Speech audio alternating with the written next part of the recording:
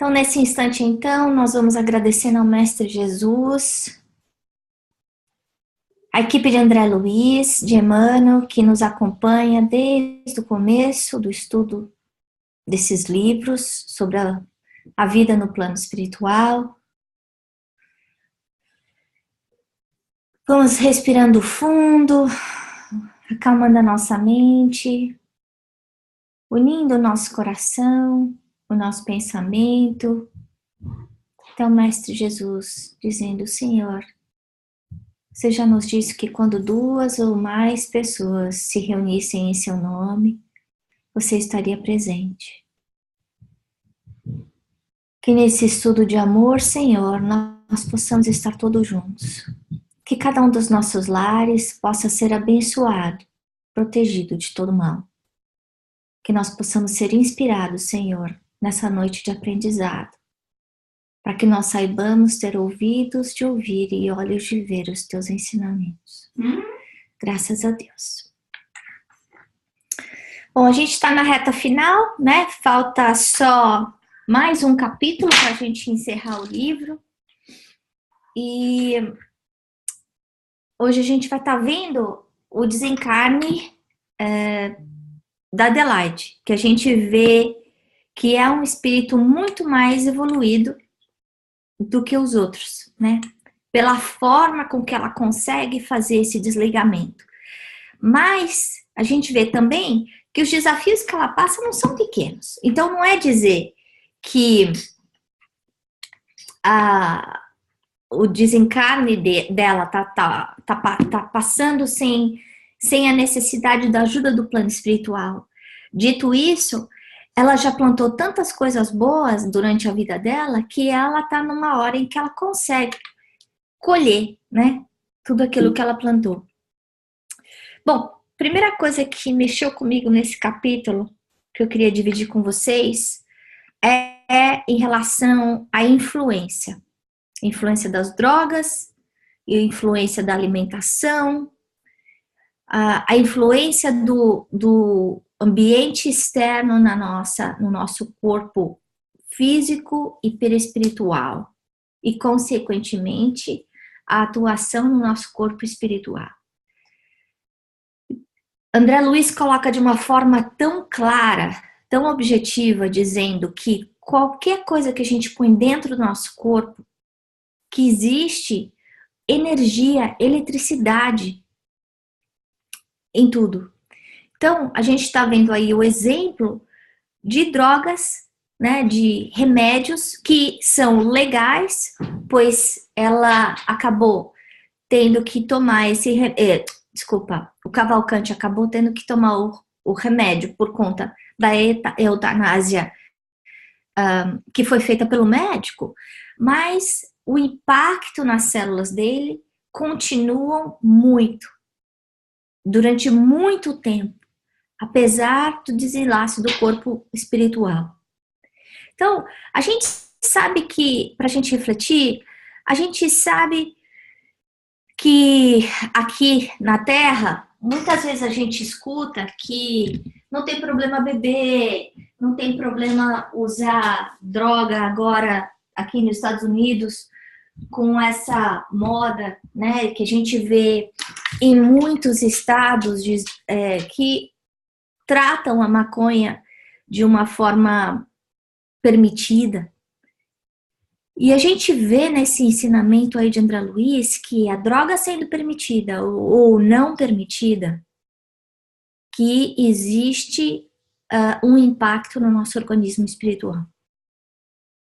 Mesmo as medicações que a gente toma. Então, a medicação, seja para pressão alta, seja para diabetes, seja para o que for. Então, a gente toma muito cuidado em tratar o nosso corpo, prevenindo, né? Para que esse desequilíbrio não aconteça, para a gente não ter nem que tomar remédio que seja legal. E, ao mesmo tempo, a gente ter o discernimento de saber que nós não devemos usar nenhum tipo de elemento ilegal, de droga ilegal. o fato da sociedade ver isso como uma forma natural não faz com que o que é errado passe a ser certo. E muitas vezes a gente se confunde com isso, né? Então todo mundo rouba, a gente acha que tudo bem roubar. Ou as pessoas levam vantagem, a gente acha que tudo bem levar vantagem. E assim vai. E na verdade não. A gente tem que se lembrar que cada um de nós tem no nosso subconsciente os valores das leis divinas. E a gente tem essa noção do que é certo e errado. Não só para os outros, mas também em relação a nós mesmos. Há muito tempo atrás eu fui numa médica que me ajudou a mudar completamente a minha alimentação. E foi interessante ver o tipo de approach que ela tinha em relação ao alimento. Porque eu sempre olhei o alimento como uma forma de nutrição. Mas ela colocou o alimento como sendo informação que a gente passa para nossa célula. Então, tudo que a gente põe na boca, a gente de alguma forma está passando aquela informação para todas as nossas células do corpo. Daí a importância da gente estar passando a informação correta. Porque se eu não passar coisas boas para as minhas células, eu vou adoecer com certeza, né?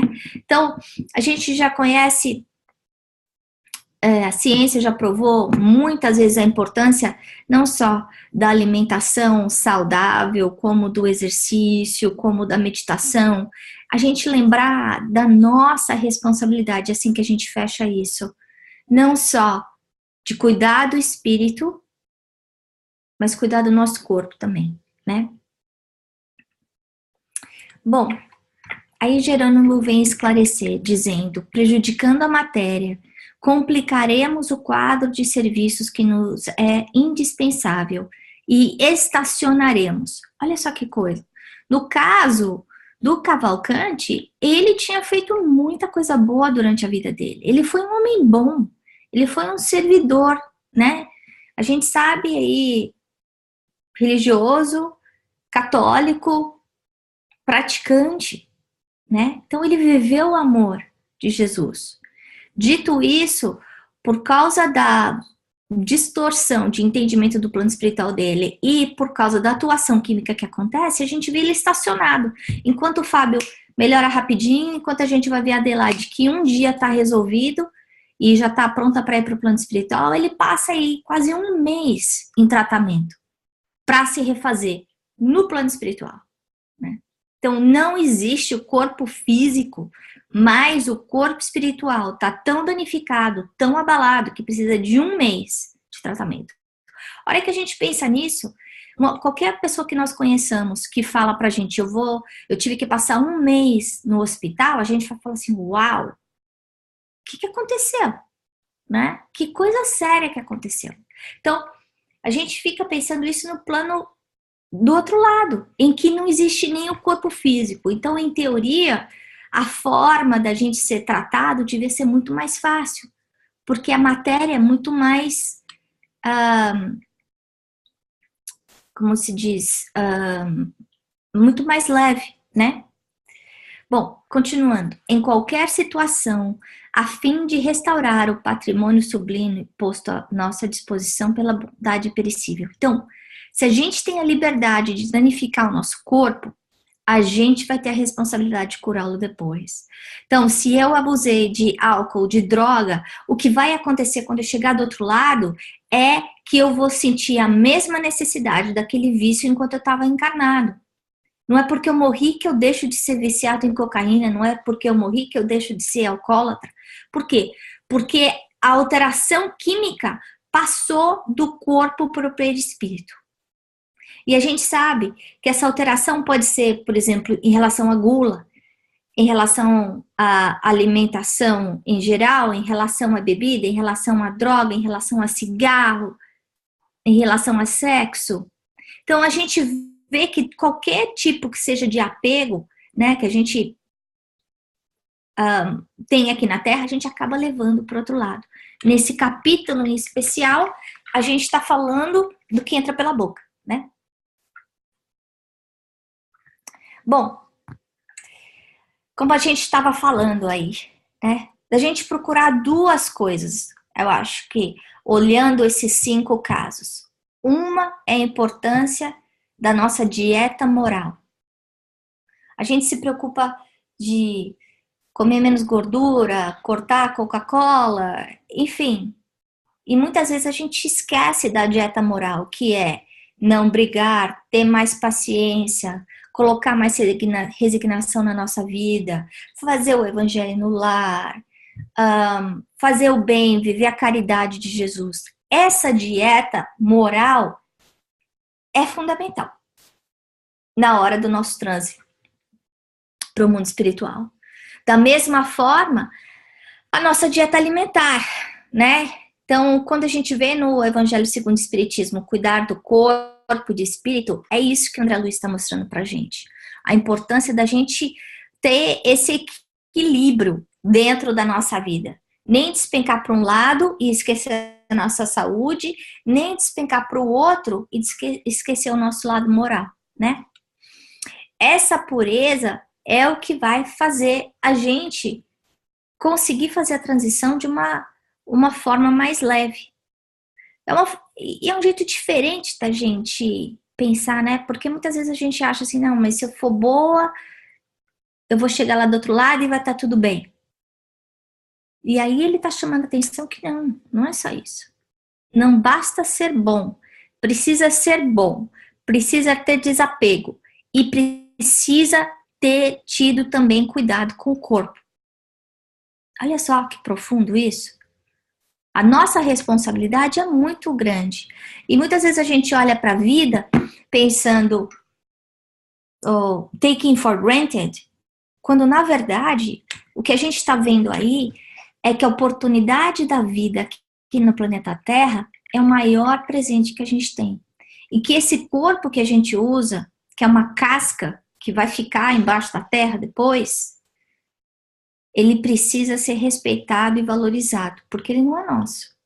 Ele é um empréstimo de Deus e a gente precisa cuidar bem dele, né? Bom, outra coisa que mexeu comigo nesse capítulo foi perceber que, apesar do Jerônimo ser um espírito de uma envergadura maior do que o Hipólito, do que o padre Hipólito, a gente vê que para conversar com Cavalcante precisava alguém que tivesse sintonia. Não é que o padre Hipólito soubesse mais do que o Jerônimo, mas de alguma forma eu conseguia ver um raporte muito melhor. Existia uma linguagem semelhante, justamente porque o padre Hipólito também tinha vindo da Igreja Católica. Então, nós como espíritas, a gente aprende que qualquer religião que leva a Deus, que ensina o amor ao próximo e a si mesmo e a Deus acima de todas as coisas, é um caminho da verdade, né? Não importa se eu vou na igreja presbiteriana, se eu vou na católica, se eu vou num centro espírita, o mais importante de tudo é a conduta moral e a habilidade de colocar caridade em tudo que eu faço dentro da minha vida, né? Mas aí, para o Cavalcante, está difícil essa transição. E aí ele começa a fazer um monte de perguntas que voltam ao que ele aprendeu a vida inteira aqui na Terra. E aí vem a importância da gente se educar antes de partir para o outro lado. A gente aprender, a gente estudar. Como Allan Kardec falou, amai-vos e instruí-vos. A importância da gente conseguir aprender tudo que a gente puder aqui na Terra. Para quê? Para facilitar a nossa chegada do outro lado. No caso do Cavalcante, a gente está vendo ele pensando em céu e inferno, ele querendo saber onde é que estão os santos, ele querendo pedindo audiência para Deus. Coisas que não existem. Agora, uma coisa linda que também me chamou a atenção, que em vez de o padre Hipólito ou Jerônimo tratá-lo de uma forma desrespeitosa, eles tratam o Cavalcante com muito respeito, com muito amor, tentando não lesar as coisas que ele acreditava. Por quê? Porque senão ele já está melhorando, aí de repente ele aprende que tudo que ele sabia não é verdade. Então, que essa história que não dá para ter a audiência com Deus e que os santos não têm casa, enfim. O trauma dele ia ser mais difícil nessa transição. Então, eles tiveram que ter a habilidade diplomática de consolar sem ferir, mas principalmente a caridade, a fraternidade, né? Olhando para ele como uma criança espiritual. E muitas vezes a gente se esquece isso no nosso dia a dia, na nossa família, porque a gente vê adulto, né, cabelo branco, e aí a gente olha para aquela pessoa, mas como que tá fazendo isso? Mas será que ainda não aprendeu, né? Como é que pode? E aí a gente se esquece que a idade cronológica não tem absolutamente nada a ver com a idade espiritual. Outra coisa que para a gente repensar é a importância da semeadura da religiosidade na mente das nossas crianças, dos nossos filhos. Então, a gente educar desde pequenininho, não só o aspecto de alimentação, de comer verdura, comer fruta, fazer exercício, mas também esses valores da vida eterna. A gente passar isso para eles. Por quê? Porque esse tesouro que eles vão guardar, que eles vão receber desde crianças, esse tesouro vai ficar latente dentro deles e vai desabrochar na hora certa, né? Bom, aí a gente comparando a transição dos dois. Duas pessoas boas, como a gente falou. Cavalcante, cristão, católico, fervoroso. Tá aí como uma criança espiritual. Demora quase um mês para se refazer.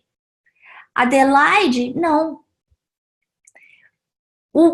Ela tá bem, o espírito dela. Tanto é que quando ela consegue se libertar do corpo facilmente.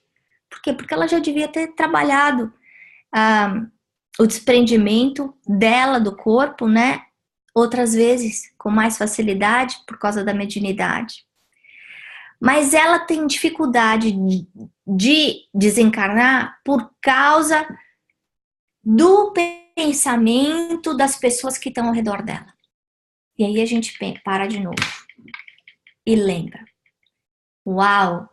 O quanto pensamento pode atrapalhar ou ajudar em qualquer momento da nossa vida. A gente vê aí uma equipe forte de espíritos superiores tentando ajudar a Adelaide a desencarnar e passando por uma dificuldade grande. Por quê? Por causa da qualidade de pensamento das pessoas que estavam do lado dela. Todo mundo não querendo que ela fosse. E não era por raiva, por desrespeito. Era apego. Então, a distorção de que o amar não significa ter, né? Eu não tenho nem coisa, nem as pessoas. Mas as pessoas que trabalhavam com ela viam a Adelaide como uma líder e não queriam que ela fosse embora, com medo de perder a direção dela, né? E ele coloca isso como algemas carnais, que é uma figura de linguagem muito forte, né? Porque quando a gente pensa em algema, a primeira coisa que vem na nossa cabeça é prisão, é cárcere, né? Nesse caso, era uma algema de ouro, né? Em teoria, fazendo uma analogia pobre de que não era por uma coisa ruim, uma má intenção, mas eles estavam segurando a transição dela, impedindo, apesar do corpo já estar completamente deteriorado. Tão deteriorado que o André Luiz fala, nem se a gente quisesse fazer o corpo melhorar, já não dava mais. Que já era, né? Então a gente vê um outro aspecto importante que é há o respeito às leis da natureza, né? Então não existe uma situação em que a gente pode ir contra as leis de Deus, contra as leis da matéria, nem esses espíritos superiores. Então, se não há condição do corpo reviver, não há como estender a vida dela, né? Aí a conversa dela com o Dr. Bezerra, e aí a gente vê de novo a envergadura desse espírito e que recebe tantas vezes a visita de Dr. Bezerra, né? E ela fala, tô com medo dessa hora do desligamento. E aí,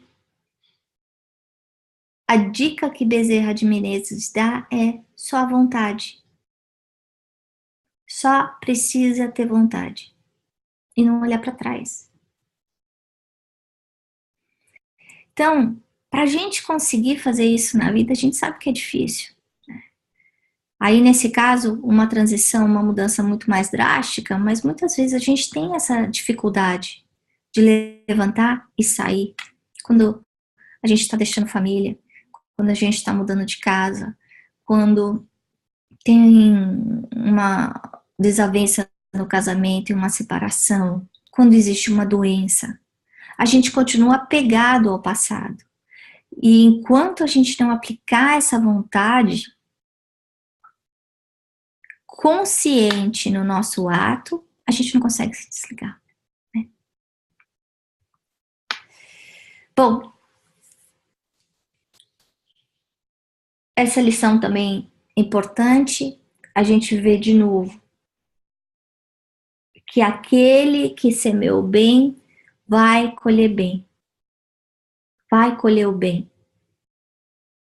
Colocar essa regrinha básica, que a gente chama aqui nos Estados Unidos de Golden Rule, no nosso dia a dia. Fazer para o outro aquilo que a gente gostaria que fizesse para a gente. Porque muitas vezes para a gente não custa nada dar uma mãozinha, ajudar um pouco. E para outra pessoa pode fazer uma diferença enorme. E a gente não sabe a limitação do outro, a gente não sabe o problema que a outra pessoa está passando. Né? Muitas vezes uma pessoa trata a gente com desrespeito, com grosseria, e a gente se apega simplesmente à superfície, sem levar em conta, sem pensar que o que será que essa pessoa está passando para ela agir dessa forma comigo. E a gente pode pensar que em vez da pessoa, em vez da culpa, o que está acontecendo, por que ela me tratou assim, a gente entender que o problema está na pessoa, né?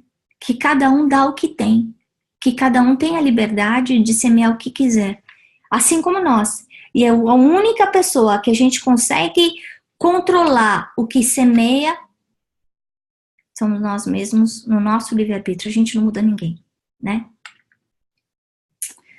Bom,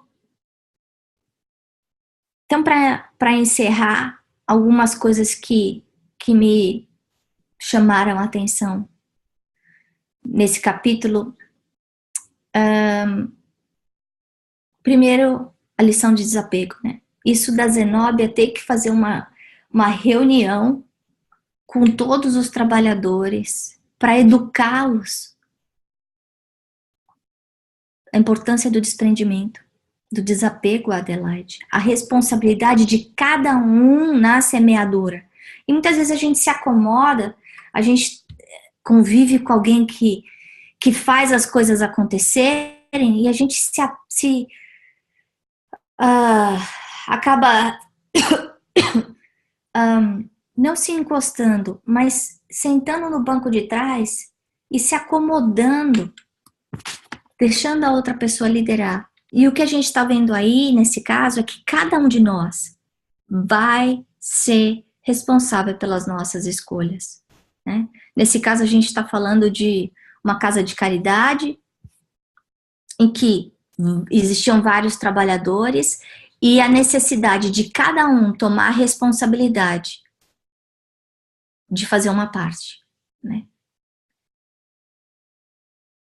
A gente pode fazer isso dentro de casa, A gente pode fazer isso no centro espírita. A gente pode fazer isso no trabalho. Então, a gente tomar uma posição ativa de ajudar, não deixar as coisas no ombro de uma pessoa só. Muitas vezes aquela pessoa consegue fazer tudo, mas pra gente isso não tá ajudando, né? Essa escolha é uma escolha errada. Outra coisa que chamou a minha atenção aqui foi em relação à pureza espiritual. Não só de cada um de nós, mas do ambiente também. A gente vê que para essa reunião que acontece no plano espiritual, em que a Zenóbia fala com os trabalhadores, os espíritos têm que preparar aquele ambiente, desinfetar o ambiente, isolar o ambiente. Mesmo essa conversa sendo feita de noite, enquanto as pessoas dormiam, né? Então, essas pessoas desligadas do corpo físico, mas a atmosfera vibratória é tão grande que era importante esse cuidado. Então, de novo, a gente voltando no Evangelho no Lar. A gente colocar o Evangelho de Jesus dentro da nossa casa, a gente aplicando o Evangelho no Lar dentro da nossa casa, a gente vai estar não só higienizando o nosso lar, mas protegendo o nosso lar. E higienizando e protegendo, consequentemente, a gente vai estar pacificando, equilibrando a nossa casa. E equilibrando todo mundo que vive dentro de nós, né? Bom, e para encerrar, o outro ponto que eu queria trazer para vocês é, de novo, o poder da mente sobre o corpo. A gente vê isso em todos os capítulos. E nesse caso a gente vê de uma forma muito clara a atuação da mente, não só no corpo do desencarnante, a mente própria no corpo dele próprio, mas a atuação da mente no ambiente. Então, isso do orar e vigiar, a gente fazer uma reflexão de como é que está a qualidade do meu pensamento. Eu fico só reclamando, toda hora eu lembro de problema, eu não consigo me desapegar de alguma coisa, ou, enfim, cada um de nós lembrar de pensar antes de dormir, fazer essa reflexão de como é que está a qualidade do meu pensamento. Como é que foi a qualidade do meu pensamento hoje? Foi boa? Foi ruim? Eu consegui? Ninguém é feliz o tempo inteiro. E não é isso que a gente está falando. Mas eu consegui, de alguma forma, mudar a minha sintonia, apesar do que estava acontecendo comigo. Eu consegui apreciar as coisas boas. Ou eu só fiquei ligado nos problemas, né? E a gente usar essas ferramentas que André Luiz está nos dando para a gente melhorar a qualidade da nossa vida, porque senão esse livro perde um pouco a função, né? Então, não é apenas um aspecto de curiosidade do que acontece do outro lado, mas uma forma, uma ferramenta da gente trabalhar na nossa reforma íntima e passar a errar menos, e aí sofrer menos, né? Bom, era isso que eu tinha para falar para vocês hoje. Alguém quer comentar alguma coisa antes da gente encerrar? Carrie, Cris? Eu estava pensando em quando tem gente que morre à noite quando está dormindo, ou outros que caem de heart attack e morrem imediatamente. O que está acontecendo com isso? Bom, cada caso é um caso, né? A gente já viu o André Luiz aprendendo aí com o Jerônimo, que da mesma forma que não existe um jeito de nascer, né, Carrie? Cada filho seu nasceu de um jeito, sim, né? Apesar de ter saído da mesma barriga. Sim. Da mesma forma, cada morte é uma morte diferente. Então, o que a gente está vendo aí é o desligamento acontece a hora que o desligamento natural, né? Eu não estou dizendo por suicídio, por exemplo, ou por assassinato, né? O desligamento acontece a hora que, de alguma forma, acabou o fluido vital, né? Ou existe uma falha aí no organismo que não funciona mais, como no caso de um infarto, né? Uhum. Mas a forma como a gente vai chegar do outro lado, por exemplo, se eu tive um infarto, por quê? Porque eu bebia demais, porque eu comia errado, porque eu brigava com todo mundo, e aí num ataque de semi-loucura, de raiva, eu tenho um infarto. A morte dessa pessoa vai ser muito diferente de uma outra pessoa que viveu a vida bem, mas que tinha um problema de coração, né? Uhum. Da mesma forma de morrer dormindo, cada caso é um caso, né? Sim. Muitas vezes o que a gente pode ver como uma morte tranquila, pode não ser tão tranquila na hora que chega do outro lado, porque a realidade que vai se encontrar no plano espiritual vai ser sempre proporcional às escolhas que foram feitas aqui na Terra. Então, para morrer bem, a gente precisa ter vivido bem. Sim. Yeah. Como a gente vive, eles morrem. Uhum. É isso aí. Ok, obrigada. De nada. Mas... Ana, tá me Oi, escutando? Cris. Fala, tô. Nesse capítulo, uma informação, foi uma informação nova, né? Várias, claro. Mas eu achei muito interessante essa hora que o Dr. Bezerra também fala para Adelaide que morrer é muito mais simples do que nascer, porque nascer existe tanta programação e planejamento, e morrer só fica difícil quando a gente complicava, né? Então, aí você falou, né? Basta querer e se desligar, né?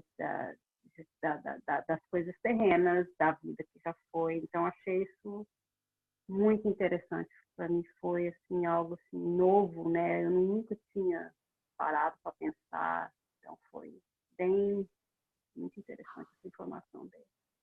E a gente voltando para o livro Nosso Lar, a gente vê o Ministério de Planejamento, todo o trabalho que é feito, né, em termos de hereditariedade, de DNA, de quem vai ser o pai, quem vai ser a mãe, quem vai ser o marido, quem vai ser o filho, né?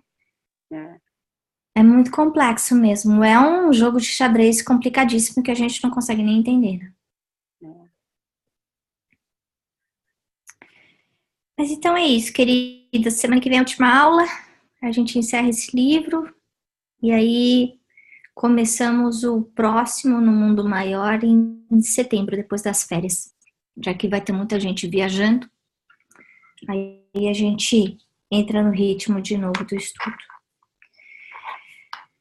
Então, nesse instante, nós vamos agradecendo ao Mestre Jesus mais uma vez pela essa oportunidade de aprendizado.